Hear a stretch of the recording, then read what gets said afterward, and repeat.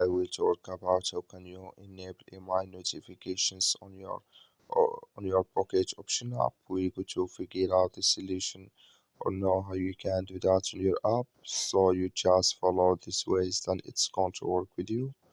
So all you have to do, you just go above your photo profile, click on it. So then it's going to show for you a list like this here. Then all you have to do, just click here on profile, click on it here. So then you come to next step, it's going to show for you like this.